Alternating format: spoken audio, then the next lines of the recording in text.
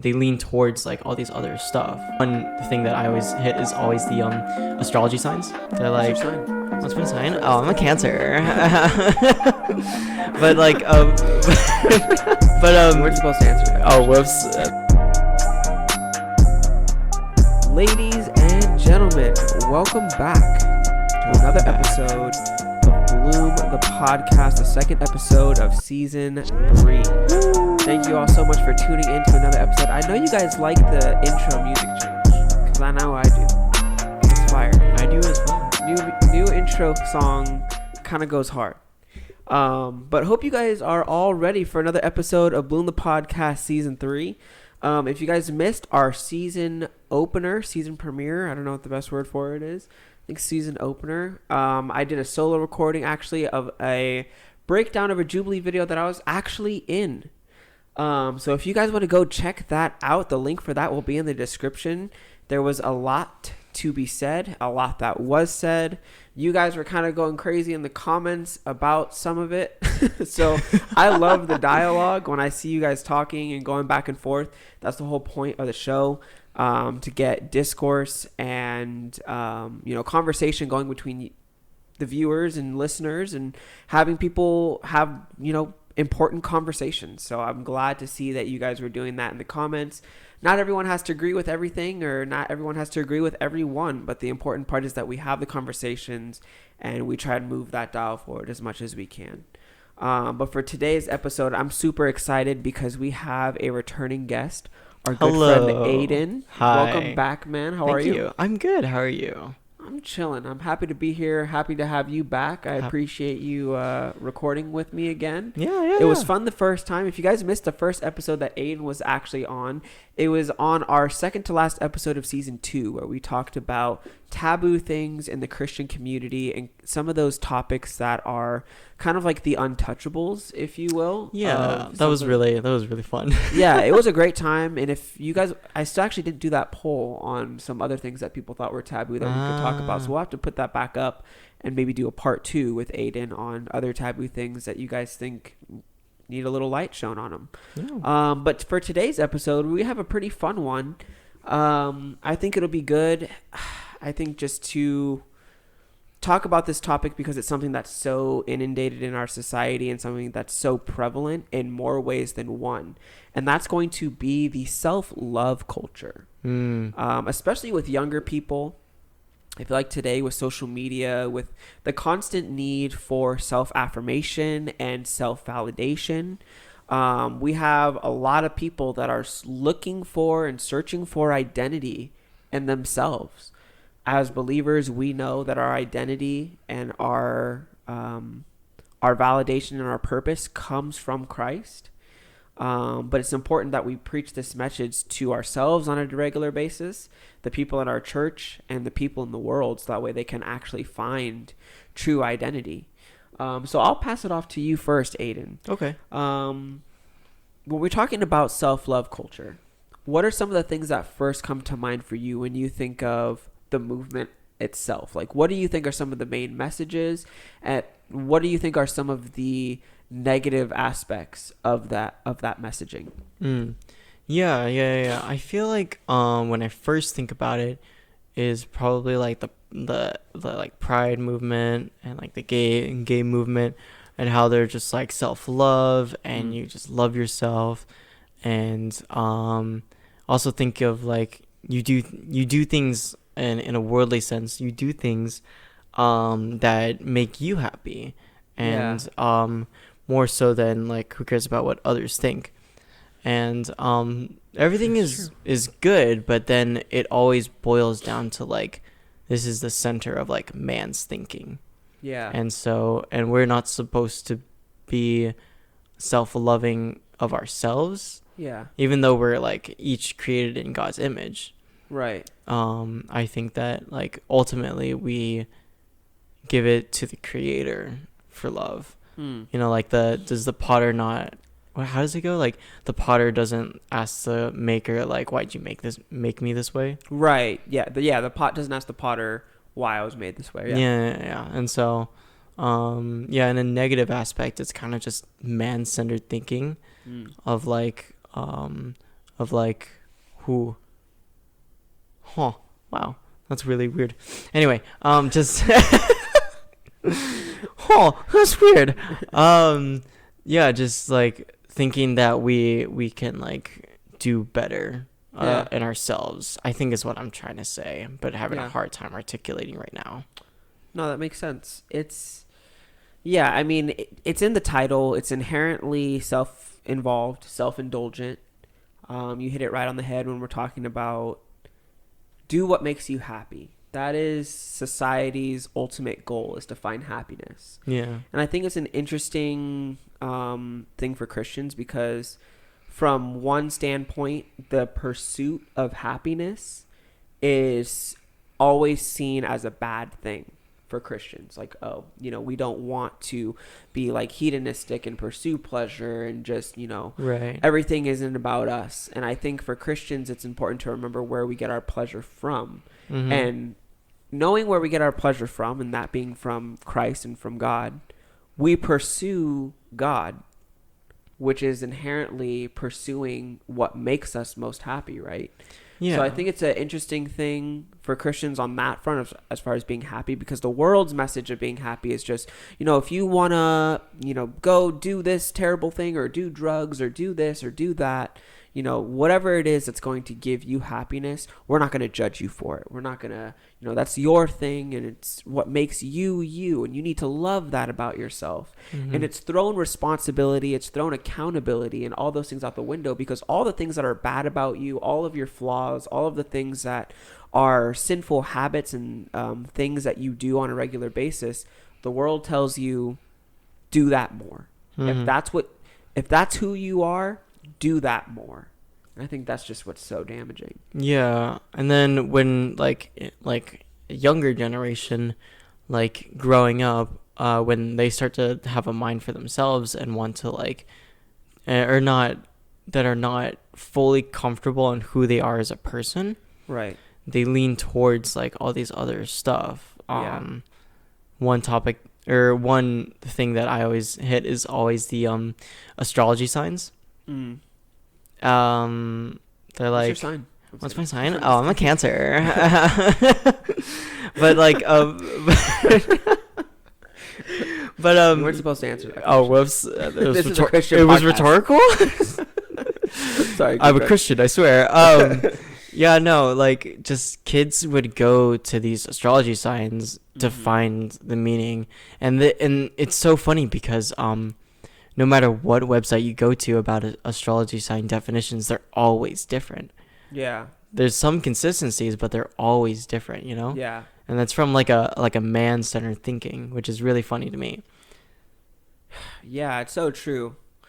And I was actually just talking to a friend at church today about this, is like with self-love, it's kind of this preaching and ideology about individualism. Mm-hmm. Like, you are an individual, you're your own person, you're a special snowflake, and like this is who you are, and you need to own that. But at the same time, you have astrology and you have all these things in groups and things that people want to be a part of that are like completely just labels and things that are not individualistic.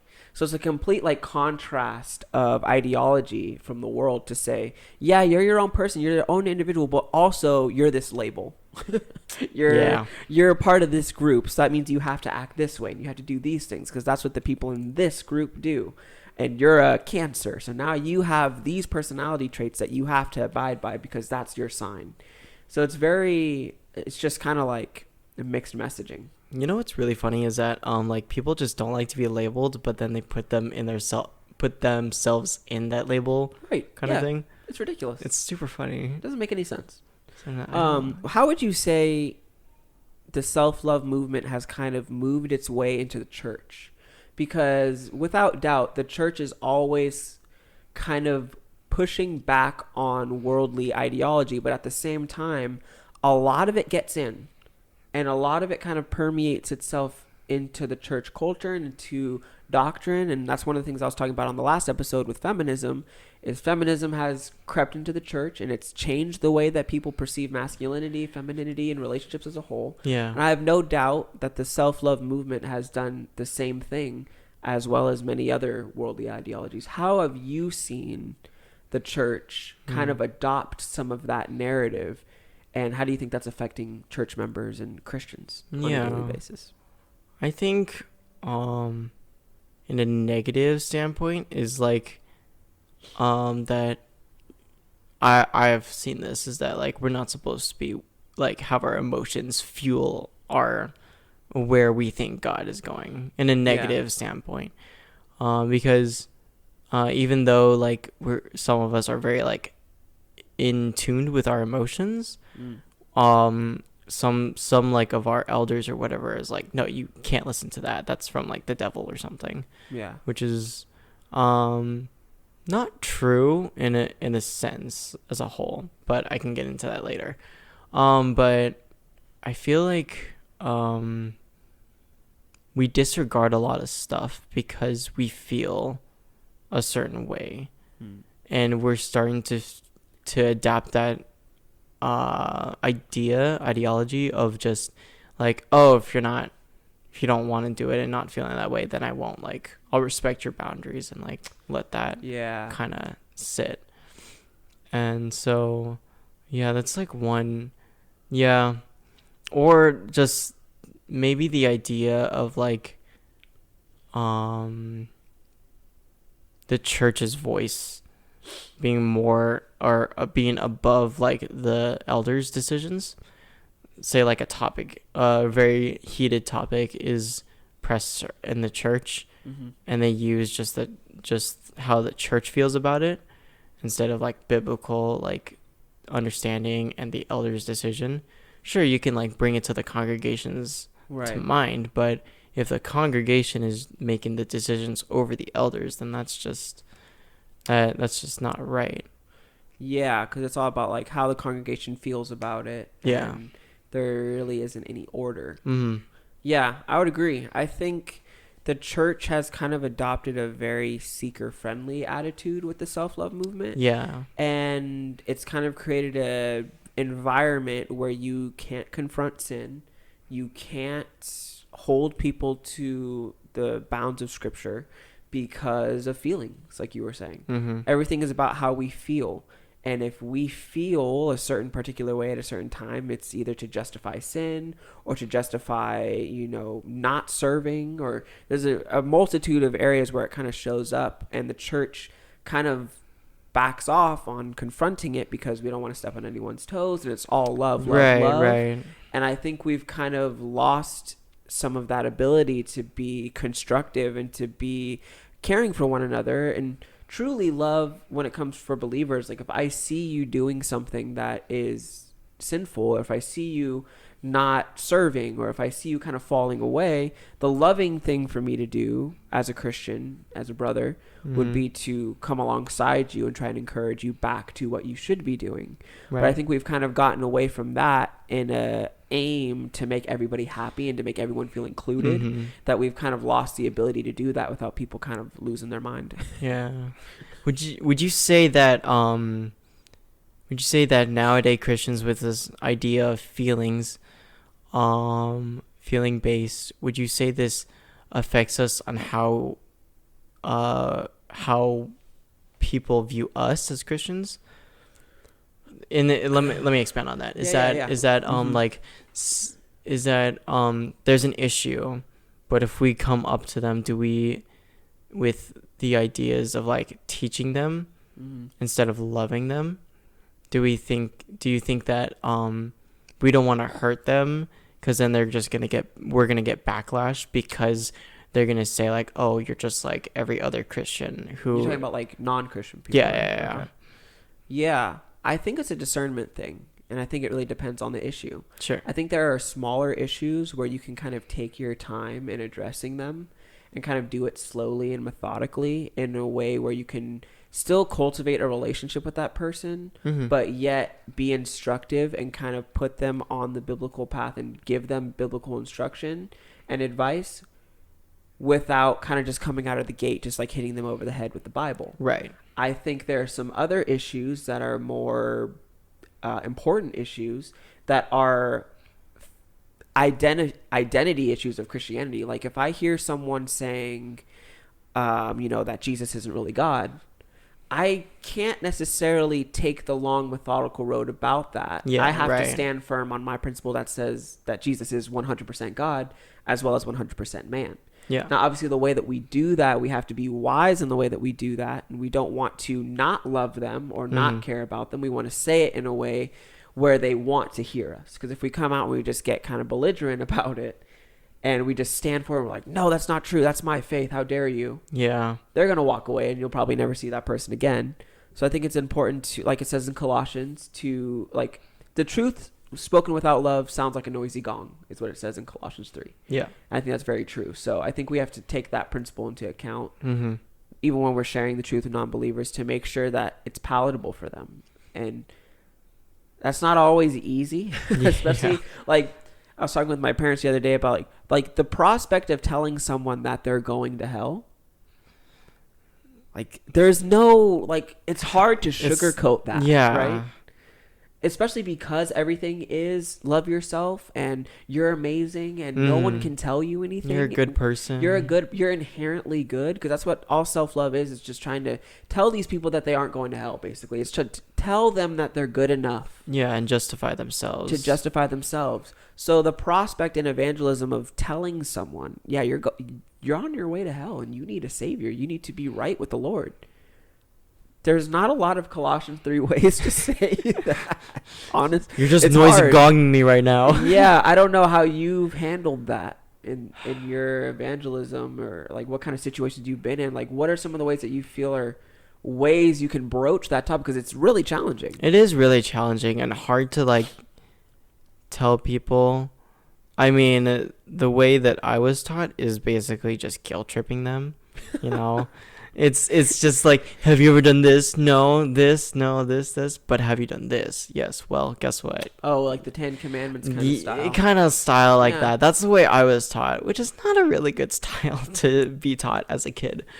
Yeah, it needs more nuance. Because you're basically, in a sense, guilt tripping them into being like, oh, over this one minuscule thing that I did, like, that's a bit harsh of you to say.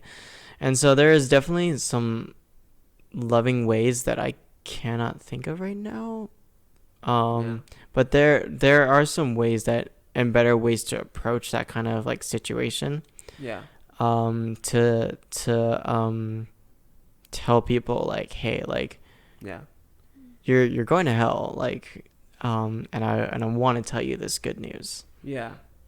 Yeah, absolutely. I think the care for the soul goes a long way.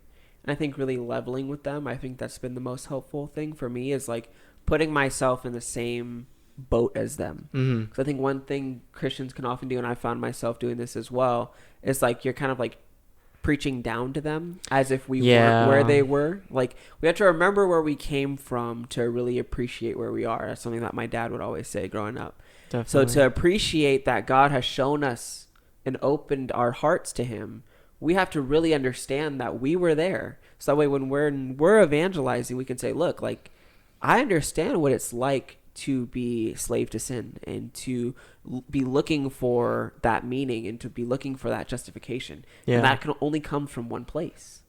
And I feel like that's been the best way for me to kind of get past that hurdle of telling them, like, I was on my way to hell too. Yeah. Before the Lord came into my life and before he showed me the truth.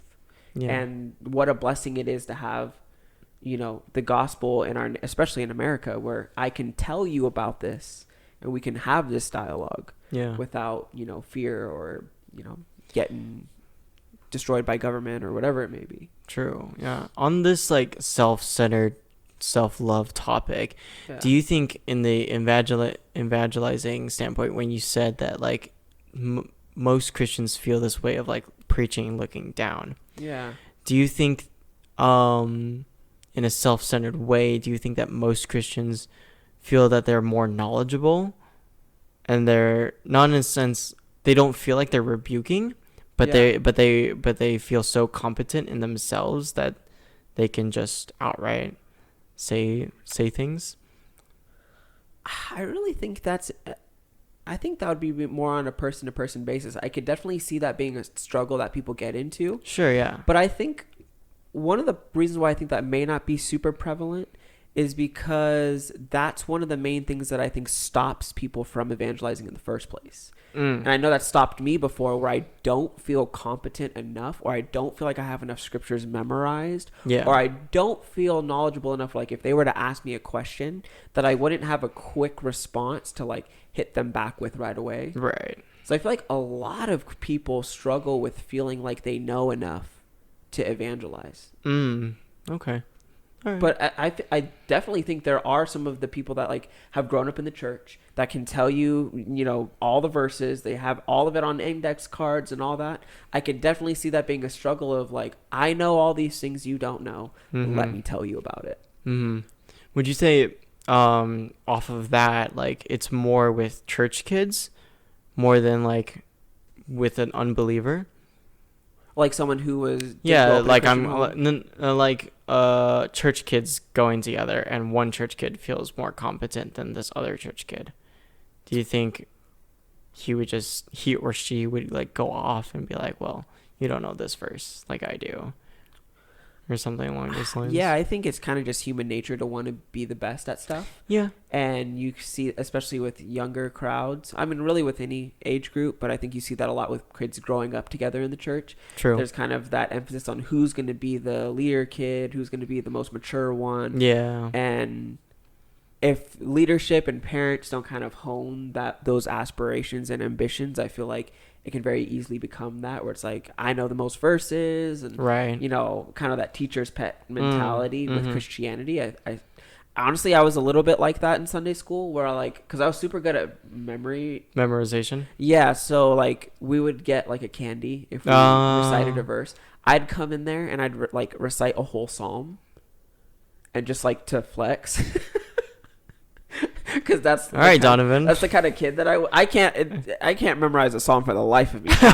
But like back then, I was like that, and yeah. So I would come in there and try to get a little extra brownie points for memorize, even though I wasn't even saved at that time. I just liked the optic of the teacher being like, "Oh wow, this kid just memorized a whole 17-verse psalm for Sunday school. Like, how cool is that? What a good kid!" They tell it to my parents. So, oh, what a great kid, you know. So I think that can easily, it's always going to be a trap, because we're just self-centered innately. Yeah. So what would you say are some of the ways that like the self-love movement has impacted you personally? Do you feel like it's something that you've struggled with in your life? I would say so. What I said about earlier about like Christians are not supposed to be in tune with their feelings. Yeah. And so like I would catch myself growing up, be like, I feel like God's making me like, or not making me, wanting me to go in this direction. Yeah. And then some like leaders would come up to me and they're like, you shouldn't feel this way though, because you shouldn't let your feelings drive your decisions. Yeah. And so I was always confused on like, okay, well, I feel like God is leading me this way. Right. Am I just wrong in a sense? Yeah. And so like that, as I said earlier, it was just a confusing time for me.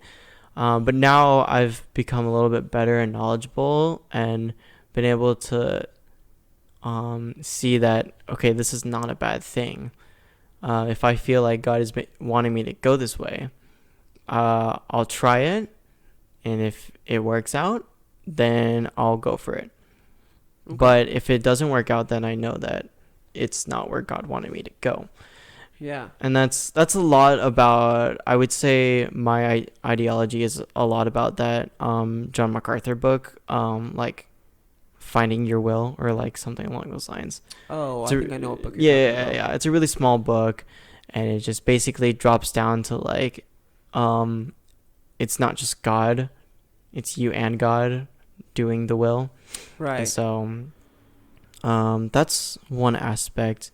I feel like it's affected me because it's hard to like talk to people in a sense, to just be like, well, God like loves you, and then they're like, yeah, well, he's just somewhere else, and I don't feel him like in a physical aspect. I don't feel his embrace. I don't feel comfort at all. He's just out there. Yeah. And it's hard to like get a point through. Right. when these people like, I want it now, and I need to know like now. And so it's just hard to come alongside those people and just be like, well, God is here.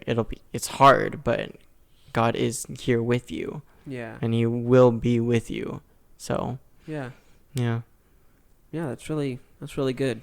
How about you? How do you think the self-love movement has impacted you? Yeah, I think it's hard for me to balance because I've always been a person that I have like really high standards for myself. I would say Okay. so. I often feel like I'm definitely my worst critic. Like I'm extremely hard on myself a lot of times. So a lot of times I'll feel kind of that pull from that movement or from that ideology of like, you're great, like. Yeah. You're working hard, you're doing your thing, like you're amazing. And then you'll kind of fall into some of that pattern of like affirming yourself and like wanting to tell yourself that you're good. And that's, in one sense, that's not always necessarily terrible if on the other hand you're just telling yourself how terrible you are and you have this standard of perfection that you'll never be able to hit, and you're kind of just raining down on yourself for not hitting that standard. Yeah. So it's kind of the two bad ends on both extremes. It's hard to kind of find that middle, and kind of like what we were talking about at lunch a little earlier of like, in light of Christ, it's not about us. Right. Yeah. And that's kind of where we have to pull that focus away of not thinking about ourselves 24/7, which is hard to do. I mean, it's our life that we're living, and it's like we're constantly making decisions, and we're engaging in relationships, friendships, work. There's all these things that are seemingly about us. But when we take a step back and we take into consideration why we're doing the things we do, how we do the things that we do, if we're Christian, that should all be coming from the same place. That's Christ, that's Scripture. So for me, it's really just kind of finding that balance and staying focused on not focusing on myself and focusing on Him, rather than trying to play the game of I'm such a terrible person versus I'm such a great person. Yeah. And I think that's something that a lot of people fall into. I don't know if you can relate to that at all. No, yeah. I as well am just a hard critic on myself. Yeah. But I know that I know my self-worth, and so it's hard to like differentiate the two. Yeah. And so, yeah, definitely. How would you delineate between self-worth versus self-love? Because that's something, even like you'll hear that a lot, even like when we're talking about relationships. It's like, you've got to know what you're worth, and you've got to like, don't let people talk down to you because, you're valuable. Like we talk a lot about value and all that stuff. So what is the difference in your mind between self-worth, self-value, and self-love? Like, do you see any difference in those things? Yeah.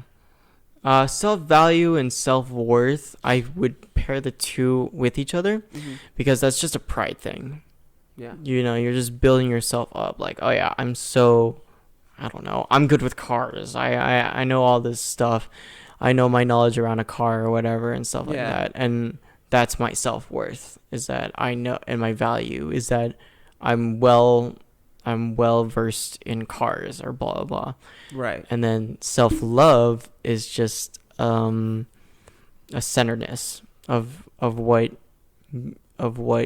you are, what you feel for yourself. Yeah. And so yeah, it's hard to tell, because people will say that to you, like, oh, you know your worth. You'll hear that a lot for relationships. Yeah. It's like, know your worth. Or even in a job sense, like, know your worth, how much you're worth. And in a biblical sense, we are useless.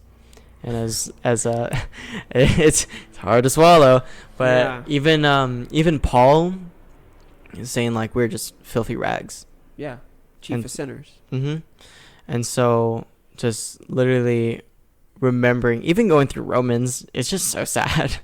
Yeah. You're just depravity. You're okay, but depravity. Yeah, I felt the same thing when I was reading through Exodus, both the New or Old Testament, and like I got to the part with like the golden calf and all Oh that. yeah. And even before that, just like the journey to Mount Sinai where Mm-hmm. they're just grumbling, complaining the whole time. Like you literally just saw the craziest miracle that Exactly. anyone has ever seen, but yet you still, at the moment that you're unhappy, just turn to what self gratification. You know, you want Right. something immediate. You have zero faith. I just saw myself so much in those chapters. Yeah. And so I think a lot of things with these definitions that we're giving out for what we perceive for maybe like a viewer or something is just like, then what do I do? Yeah, If this is just self-centeredness and being prideful about myself, like yeah, what do I do now? I just feel empty without yeah. anything. And I think that when we talked about it over lunch, when you were, what was your question again? Well, my question was kind of like my question at lunch. Yeah, lunch. Yeah, Not now. my question is kind of like, what's the difference between self love and being nice to yourself? Mm-hmm. Or is that Yeah. something we should even strive to do? Right. And so we've kind of talked it out at lunch, and then for the viewers, I will say what I said, which was basically just it's a perception of how you view yourself. And like I was like saying that with the perception with God in hands, like you know your depravity. You already know your self-worth and your value and how much and your centeredness is just nothing. But it's the awe and wonder that you feel when you receive God's love. And then it just doesn't really matter about yourself anymore. It's just about others. And that's when the servant attitude and servant mindset comes in. Yeah. And then with the scriptures being like we should strive to be more righteous like Jesus was. And that's the greatest help that we could ever have is Jesus was a man, a perfect man, something that we can't be, Yeah. but we can still strive to be more righteous. Yeah. Yeah, absolutely. I think that's amazing and so true. I mean, the more we focus on Christ and less we focus on ourselves and what the Lord's done for us to even be able to sit here and ask the question. Yeah. I think for me too, like the root of the question why it even came to mind is because I think one of the things that we do is in order to like counteract something, we just go to the complete opposite end. So as Christians, in an attempt to avoid falling into self-love, we turn into self-hatred. And I think there's something to be said about that as well, which is unhelpful when we fall into that, kind of like what I was saying before about myself, where like I can fall into these modes where it's just like, yep, I'm the worst thing ever. And like Yeah. from an objective standpoint on like, I don't know, on a morality scale or something, like we all deserve hell and there's no getting around that. Yeah. But like you're a good person. Like me and you are good friends, right? Like I think you're a great guy. I like hanging out with you. So for you to just be like, "Oh, I'm just the worst thing ever," like no, I like you. Like you're a good guy. Like I like Aiden, Right, you know. right, So right. like there's somewhere in there where it's okay to appreciate God's grace and giving you the character that you have and the personality that you have, the discipline and ambition that you have, and your want to serve and all those things. Obviously, the glory goes back to God for those things, but I think it's important that the church and believers encourage one another in those good aspects, not to make you prideful, but to encourage you, to let you know that the Lord is working in you and that work is good. Yeah, I think that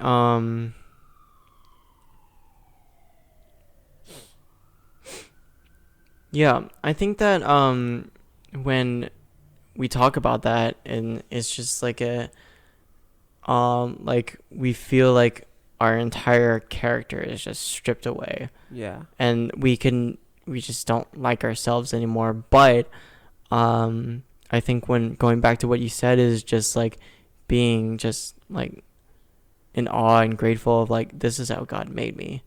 Yeah. And then going to a good, better side would be to like, okay, well, God made me this way with these characteristics. I can use these gifts that I'm skilled in, or just the characteristics that I'm good in, to further His glory somewhere in the church or somewhere in the world. And oftentimes, I think that we just also go to self-hatred, or we try to find pleasure somewhere else. Yeah. And that can be anything. Drinking, it could go to like partying, it could be relationships, it could be anything. And we try to find love in that. Yeah. Instead of going to the Creator, who is all sufficient and can give us the perfect amount of love that we need. Yeah.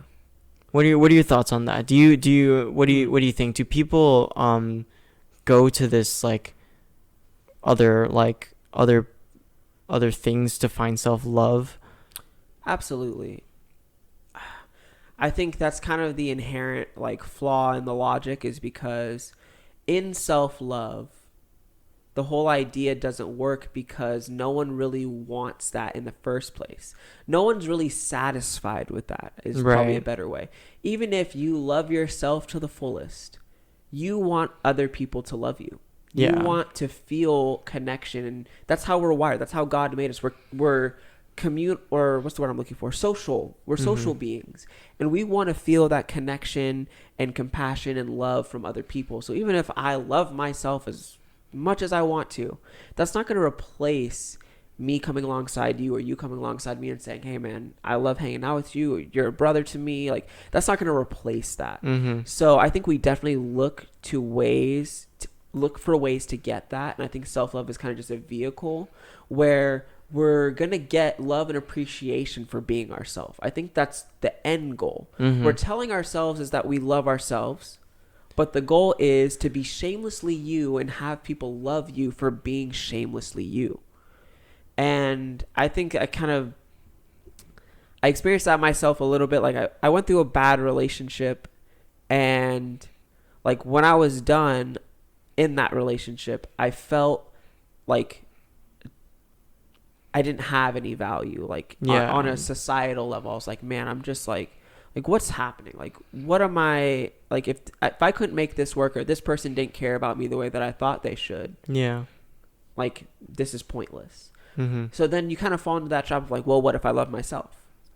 So then you try to love yourself, but then you're like, but that's not what I actually wanted. I wanted that person to love me. So then you kind of just go back and forth between like, well, I'm loving myself, but the end goal was for this person to love me. And you kind of just go, it's like Wii tennis when you're both at the front of the net, just kind of going back and forth. That's basically what your heart is doing when you're trying to rationalize away what God wired you to actually want. And even as Christians, we do that with Christ, right? Because He loves us unconditionally. He loves us even despite all of our failures, yet we look for other people to love us. And I think that's just where, as Christians, we need to stay on point of the gospel and be preaching the gospel to ourselves. But yeah, definitely in the world, that's the battle, is they want people of the world to love them for being shamelessly them. And no one in the world can really fulfill that void. No one will be able to love you enough the way that God loves you. I think people just struggle when looking for self-love out there. It's just not sufficient. No, it's not. And that's the whole lie of sin, because it's short-term gratification. You may feel good for a day, a week, maybe even a month of loving yourself, but you'll hit that wall and you'll say, man, this isn't really what I was looking for. And you'll search for somewhere else, and you'll find a new thing that gives you pleasure for a week, a month, a year. That will run out. And that the cycle continues. And again, even as Christians, we still do the same thing. We have Christ who loves us unconditionally every day, all the love we could ever get, but yet we still look to sinful vices and sinful things to make us feel like we're going to get the love that we actually want. So it's so hard.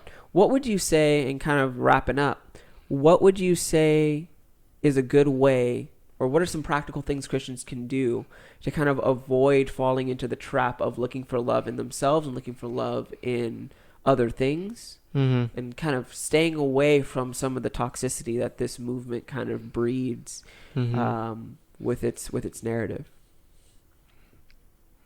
Yeah, I would say it's the most common answer I would ever say is just prayer. Mm. I don't mean just a short prayer. I mean like a full on humility prayer. You're Yeah. just head to toe, just praying like your heart out, where um you're just praying everything out, how you're feeling, bring it all to God, or even praying through the scriptures. Yeah. Like I think a good way when you're feeling this way is read through the Psalms. Yeah. Read and pray through the Psalms. Seclude yourself for hours, hours. Not just like a good 5 minute prayer, like hours just to like not only just humble yourself Yeah. and give it all unto God, but also you're reading through the scriptures and you're just in awe of like his wonder, like Lord, thank you for this, thank you for being like my protector. And then I just feel like that has helped me Mm. whenever I am feeling lost and I don't like know when God is near. Yeah. I would go somewhere, my room, a closet, somewhere where I can it could just be me and God, Yeah. where there's no distractions and nothing else there, and I just pray to him and he gives me everything that I need as a person. Yeah. And then piggyback on that, or ping pong that to you, Yeah. what kind of practical things would you say that would help some of the viewers or just someone in general who struggle with this like self-love kind of movement? Yeah. I would say first you gotta be honest with yourself with what you actually want. Mm-hmm. It's like we were saying before, like self-love is not what we want. So first you have to acknowledge that. And you have to be honest with yourself. And because there's a notion that you shouldn't care what other people think, and you shouldn't I don't care, Mm-hmm. if I'm good with it, then I'm good with it. And there are parts of that are true for certain aspects of life. Like there are certain things that I'll do that like don't really bother me if people disagree or don't care, whatever. But on the general scale, we all as human beings care what other people think of us. Yeah. And that's okay. Mm-hmm. That's fine. You can acknowledge that about yourself. That's okay. So I think we have to acknowledge what we're really seeking, which is validation and love from others and from the world around us and from the things of life. And if they're a non-believer, I would urge you to turn to Scripture to find out where that true love really comes from, which is from Christ and having a saving relationship with him. If you're a Christian, I would just encourage you to preach the gospel to yourself every day, to remember what Christ really did on the cross, so that way you can have a relationship with him, because that is the epitome of love. Mm-hmm. To give your only son to die the most gruesome death and bear the weight of all of humanity's heinous sins, so that way we can have a relationship with the Father and take Christ's perfect life credited to us and have a relationship with him, have eternal life. And if we can really process that on a regular basis, we'll realize that that's the love that we're looking for. That's the love that no self-love movement or anything can provide to us. That's only through the gospel. Yeah. So I would say really just preaching the gospel to yourself as much as possible, and then avoiding self-hatred. I would say avoiding self-hatred and thinking about yourself as little as possible in respect to, like, I don't know if value's the right word, but just focus on what the scriptures tell you to focus on, which is others. The more you focus on others, the less you'll focus on yourself. All the things that give your life purpose, which is Christ, church, service, all those things, evangelizing. The more you fill up your time with those things, I think the less you'll have time to worry about if you're loving yourself enough. Because quite frankly, I don't think anyone really needs too much help in the department of loving themselves. I know I don't. No, yeah. I No, know yeah, I definitely. definitely don't. Yeah. Because, I mean, that's just who we are. That's just who we are. Mm-hmm. But, yeah. Thank you all so much for tuning in and listening to this episode. Hopefully you guys heard something in here that was helpful for you, or maybe something that you relate to or that you've been struggling with. Definitely let us know in the comments what you guys thought about the episode, what you guys thought about Aiden, or if you guys want to see him again. I know this is his second time, so I'm super grateful that you were here. It's a great conversation, always is. Glad to have you. Glad to have you. I mean, you had Am me I- too, right? Yeah, definitely leave a like, a comment, and subscribe. Season 3 is just getting going. We have some really good episodes down the pipeline for you, so you're gonna definitely want to stick around. So go ahead and hit that subscribe button, and I will see you guys on the next episode. Bye-bye.